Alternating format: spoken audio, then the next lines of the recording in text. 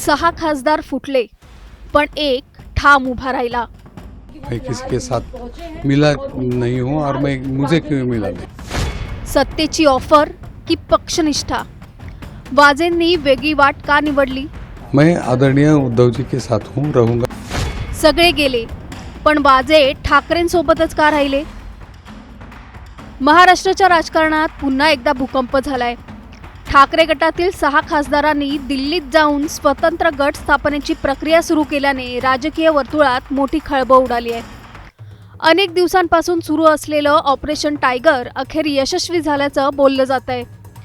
पण या सगळ्या घडामोडींमध्ये एक नाव अचानक चर्चेत आलंय, ते म्हणजे नाशिकचे खासदार राजाभाऊ वाजे।